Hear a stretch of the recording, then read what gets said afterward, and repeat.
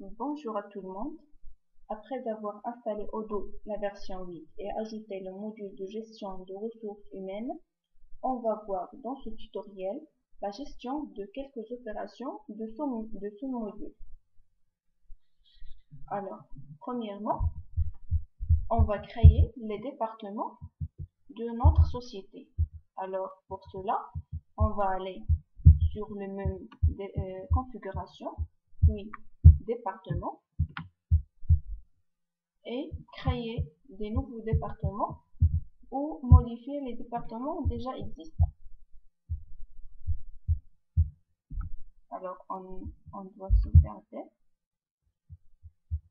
Et là, pour département, on trouve la liste des départements qu'on a déjà créés. Pour créer les employés, dans le menu ressources humaines, on trouve employés. Alors, on clique. Là, on trouve les employés existants, l'administrateur et d'autres employés. Alors, sur le bouton créer, on va cliquer et on va créer la fiche de l'employé. Par exemple, voilà, son adresse électronique,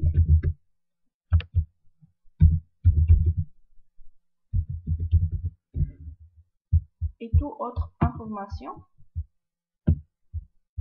qui concerne l'employé. Par exemple, le département, etc. On peut choisir également une photo.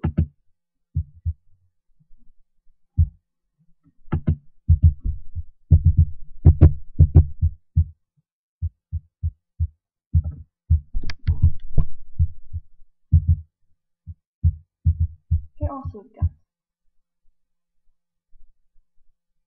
Là, dans la liste des employés, il s'ajoute Sarah. On doit deuxièmement créer des contrats pour chaque employé.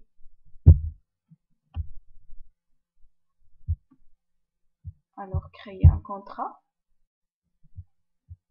référence de contrat, par exemple, contrat X, l'employé concerné, c'est Sarah.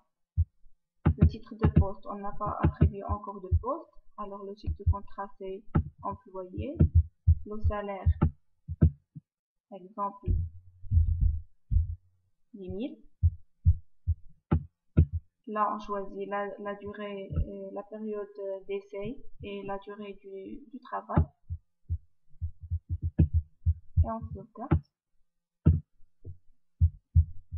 Structure de salaire, on doit choisir la structure salariale.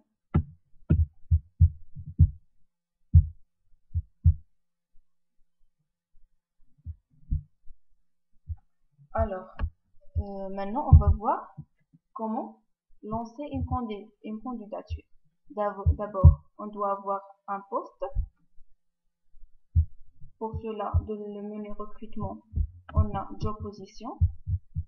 Dans ce menu, on va créer des postes. Alors, créer. Par exemple, on va créer un poste chef comptable.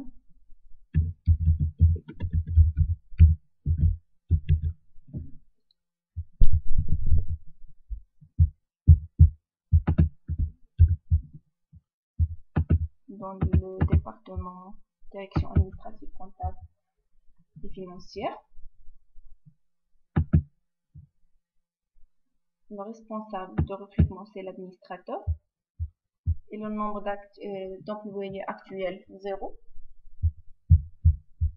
Et expected 0 aussi, car on va lancer une candidature sur ce poste. Alors, on va lancer le recrutement pour lancer le recrutement. Et on va sauvegarder. Maintenant, pour créer une candidature pour ce poste, on va aller juste à côté sur le menu candidature, créer une candidature. Par exemple, on va la nommer candidature du poste chef comptable. Le nom du candidat qui va postuler pour ce poste. Candidat.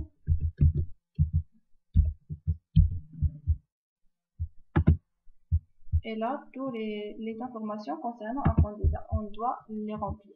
Le responsable de ce poste, c'est l'administrateur. Maintenant, le job concerné, c'est-à-dire le poste. Alors, on va l'attribuer chef comptable qu'on a déjà créé. Par défaut, il nous donne le département. Alors, là, pour le contrat, on désigne un salaire qui est demandé par le candidat, par exemple 40 000. Et pour le salaire proposé, par exemple 100 000. On va sauvegarder.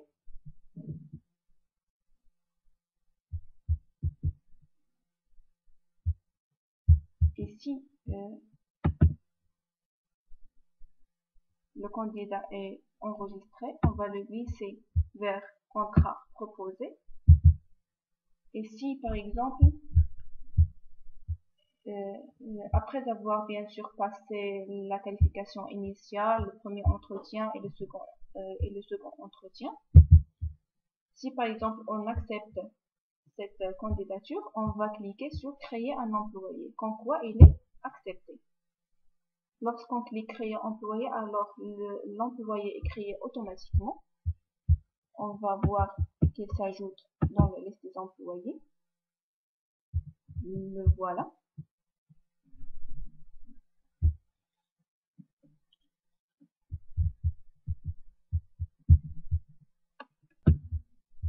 Pour la gestion des congés, on va aller sur le menu configuration et on trouve type de congé. Dans ce menu, on trouve la liste des types de congés. Par exemple, là, arrêt maladie, jours de compensation, les jours qui sont impayés, etc. On peut ajouter d'autres types de congés, ainsi qu'on peut modifier les types déjà existants. Voilà. Pour demander un congé, dans le menu congé, on trouve demande de congé.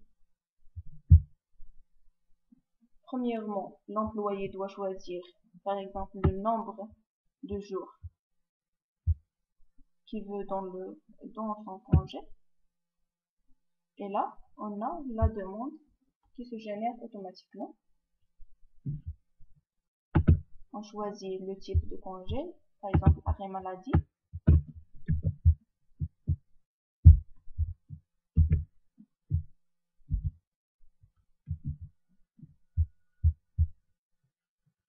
Le nombre de jours qu'on a attribué au début, 10 jours.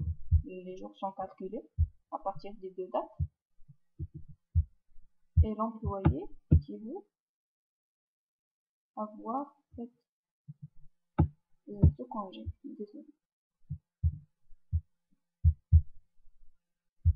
Et sauvegarde.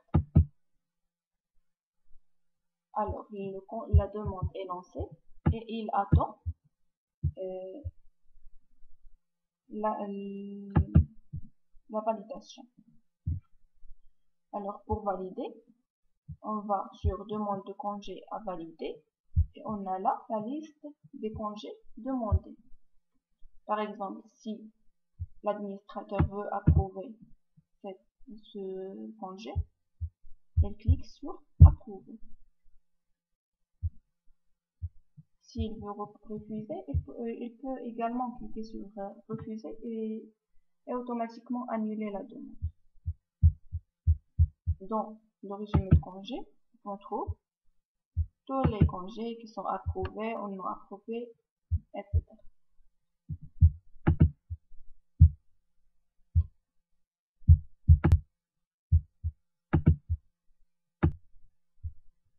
Et voilà, notre tutoriel touche à sa fin.